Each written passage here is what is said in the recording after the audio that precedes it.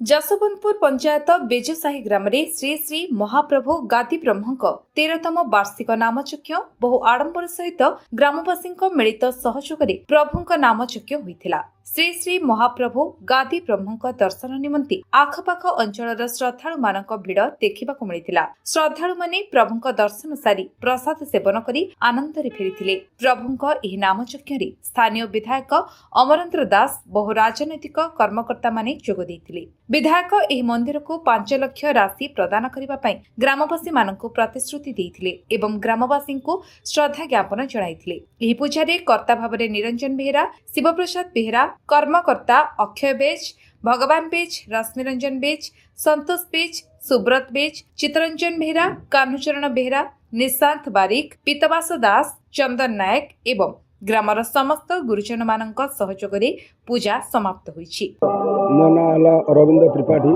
मुझे गाँव पुरोहित आ प्रभुंर सेवक। ए प्रभु विषय तो मुझे कहीपर जिते भी कहले ये कथार किसी अंत ना। ये गाँव जिते भक्त आते श्रद्धालु आ सहित प्राय बहु दूर बंधु बांधव लगे बहुत लोग ये आसती। प्रभु समस्त प्राय मानसिक पूर्ण कर मोर विश्वास। प्रभु पाखे बहु रोग वैराग भल मंद प्रभु पाखे ही मानसिक द्वारा भल हो। प्रभु बहु अवहेलित अवस्था रही। यदि आपण मीडिया भाई द्वारा यदि सरकार पाखे वार्ताटा पहुँची पारता जे पिला मानकर बहु चेष्टा सत्वे अनुष्ठान चलती जदि सरकार किसी अनुदान ठीक आसंता ये मंदिरटा हो जाता। कारण सरकार बहु जगार बहुत पैसा दौरान बोले आम देखुचु शुणुचु। जदि से दयाकोरी ए मंदिर पर किसी पैसा ये दिखते तेल पिला माने सरकार पाखे चिर ऋणी ही रहते।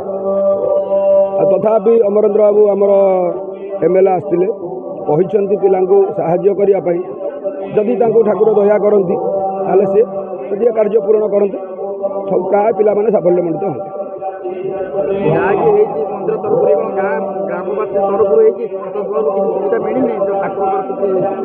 प्रायतः किसी एठी अनुदान आसी ना मो ज्ञातसार भितर आपण मैंने तो जगह को देखिकी जानीपारे आम कहूँ कौन कौन एटी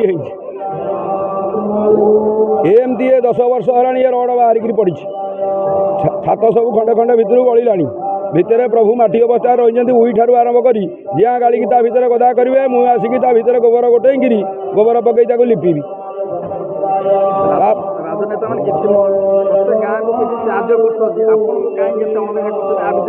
ना ना ना ना अणदेखा ये दरकार भोट इलेक्शन बेले यहाँ करदे से करदे इलेक्शन बोलने तू किए ना मुखी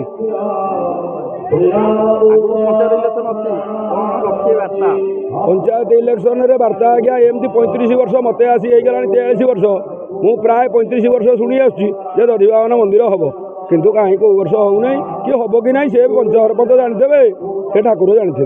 जदि से ठाकुर से सरपंच कंठे टे बसते सी जा सरकार पाखे कहते जे ना से साहाय्य कर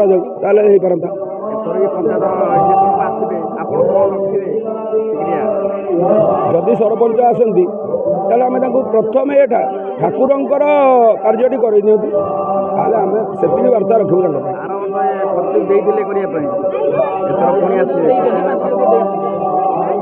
5 लाख देती माने एपर्यंत कागज कलम होम कहीपर ना कि शुणुचु 5 लाख आसो आम अनुमान जे कि सी अनुष्ठान को गढ़े बोले आम सी आशा अच्छी एमती एमएलए आम जगत मिलवा कष्टकर जो प्रतिश्रुति अमरेन्द्र एमएलए आम जो जीवन देचु से प्रतिश्रुति तुम कम कर आदि न खटब आम दबू नमस्कार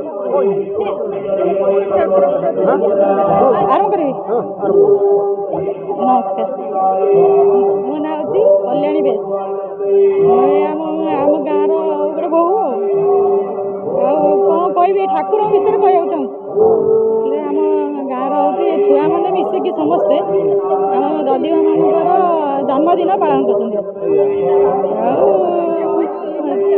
कहले ठाकुर विषय मो कौन मुझे गाँव बहु केवल ठाकुर ମୋ ଶାଶୁ ଯଦି ଆଜି ବଞ୍ଚିଥାନ୍ତେ ଠାକୁରଙ୍କ ବିଷୟରେ ବହୁତ କିଛି କହିପାରିଥାନ୍ତେ। ମୋତେ ତ ବେଶୀ କିଛି ଜଣା ନାହିଁ, ଯେତିକି ଜାଣିଛି ମୁଁ ଠାକୁରଙ୍କ ନାମ ପାଇଁ ସବୁ କିଛି। ମାନସିକ କ'ଣ ପୂରଣ ହେଉଛି?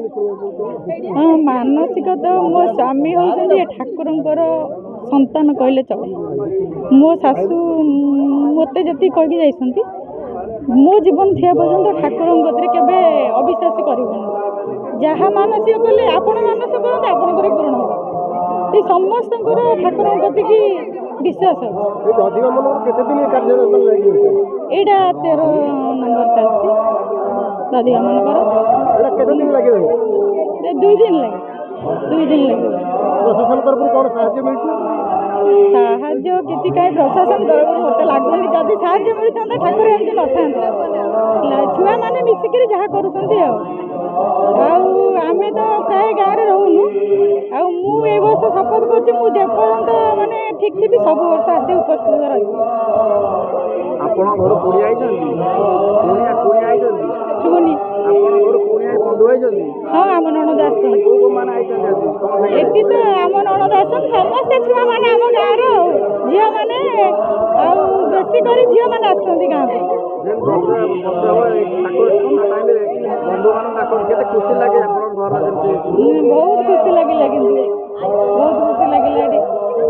କେତେ ସୁନ୍ଦର ଆଳତୀ ହେଲା, କେତେ କ'ଣ ଡାକିଥିଲେ? ଆମେ ଚାହୁଁଛୁ ଆର ବର୍ଷକୁ ଆଉ ଟିକେ ଧୁମଧାମରେ ହଉ।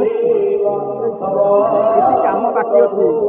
ବହୁତ କିଛି କାମ ବାକି ଅଛି। ଭାବିଛୁ ଆମ ଗାଁର ସବୁ ଝିଅ ଆଉ ପୁଅମାନଙ୍କୁ ନେଇକି ଠାକୁରଙ୍କ ପାଇଁ ଆଉ କିଛି କରିବା ପାଇଁ। ଆଉ ପ୍ରଶାସନ ତ ମୋତେ କିଛି ଲାଗୁନି ପ୍ରଶାସନ କରୁଛି ବୋଲି, ତଥାପି ଆମେ ପ୍ରଶାସନକୁ ଜଣେଇବୁ, ସାହାଯ୍ୟ କରିବାକୁ ଚାହୁଁଛୁ। ଆଜ୍ଞା, ଆପଣଙ୍କ ପରିଚୟ? ଆମ ପରିଚୟ ହେଉଛି ଯଶୋବନ୍ଧରୁ ବେଜସାହି ପ୍ରତାପ ବେହେରା। ଗ୍ରାମ ହେଉଛି ଯଶୋବନ୍ଧରୁ ବେଜସାହି। ଇଏ ହୁଅନ୍ତି ଆମର ବେଜସାହିର ଦଧିବାବନ ଗାଦି ବ୍ରହ୍ମ। ଆଙ୍କ ମହିମା ନ କହିବା ବାହାରେ। ଯେଉଁମାନେ ବି ମାନସିକ କରନ୍ତି ସମସ୍ତଙ୍କ ମାନସିକ ପୂରଣ କରନ୍ତି। ଏତିକି ଆମ ଛୁଆମାନେ ଆଜିକି 13 ବର୍ଷ ହେଲା ବହୁ ପରିଶ୍ରମ କରିକିରି ଏ ଅନୁଷ୍ଠାନକୁ 13 ବର୍ଷ ହେଲା କଲେଣି। ଯଦି ଗଭର୍ଣ୍ଣମେଣ୍ଟର କିଛି ସାହାଯ୍ୟ ମିଳନ୍ତା, ମନ୍ଦିର ଫନ୍ଦିର ହୁଅନ୍ତା, ତାହେଲେ ଆମ ଛୁଆମାନେ କିଛି ଉପକୃତ ହୁଅନ୍ତେ। ଏତିକି ଆମର ଛୁଆମାନଙ୍କର ଟିକେ ଅଭିଯୋଗ। ଯାହା ପ୍ରଭୁ ମାନେ ଦଧିବାବନ ଯାହା କରିବେ, ଗଭର୍ଣ୍ଣମେଣ୍ଟ ଯାହା କରିବ, ଏତିକି ହେଉଛି ଆମ ଛୁଆମାନଙ୍କର ଗୋଟେ ଆଶୀର୍ବାଦ।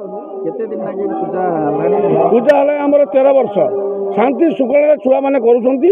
ଏ ଅନୁଷ୍ଠାନ ତାଙ୍କ ଆଶୀର୍ବାଦ ବଢ଼ି ଚାଲିଛି। କେତେ ଲୋକ ହୁଅନ୍ତି?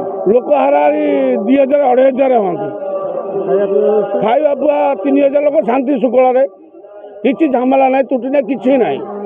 ପୁରା ଶାନ୍ତି ଶୃଙ୍ଖଳାରେ ଚାଲିଛି ଅନୁଷ୍ଠାନ। ଆଜିକି 13 ବର୍ଷ ହେଇଗଲା।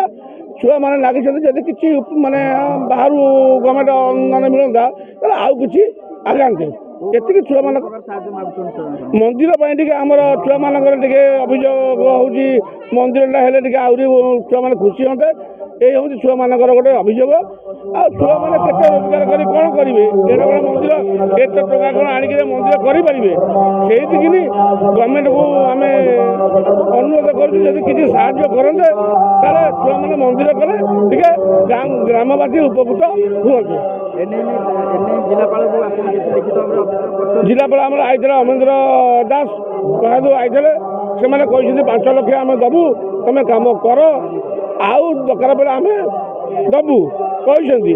ଆଉ ଛୁଆମାନେ ତ କହିଛନ୍ତି ହଁ ଦେବେ, ଦେଲେ କି ଆଇଲେ ଆଉ ଛୁଆଙ୍କ ପାଖକୁ ଛୁଆ କାମ କରିବେ ନା, ନହେଲେ କ'ଣ କରାଯିବ? ଜିଲ୍ଲାପାଳକୁ ଏତିକି ଆବେଦନ କରାଯାଉଛି ଯେ ଦୟାକରି ଯଦି ଏ ଅନୁଷ୍ଠାନକୁ ଯଦି ଅନୁଦାନ କରନ୍ତେ, ତାହେଲେ ଆମେ ଉପକୃତ ହୁଅନ୍ତୁ। ଏ ମନ୍ଦିର ପାଇଁ ଛୁଆମାନେ ସାହାଯ୍ୟ ମାଗୁଛନ୍ତି। ଯଦି ଜିଲ୍ଲାପାଳ କିଛି ଅନୁଦାନ କରନ୍ତେ, ତାହେଲେ ଏ ଗ୍ରାମବାସୀ ସମସ୍ତେ ଟିକେ ଉପକୃତ ହୁଅନ୍ତେ। ଏତିକି ଗ୍ରାମବାସୀଙ୍କର ଅନୁରୋଧ। କାଳନ୍ଦୀପତି, ପୂର୍ବତନ ସରପଞ୍ଚ, ଯଶୋବନ୍ତପୁର ଗ୍ରାମ ପଞ୍ଚାୟତ।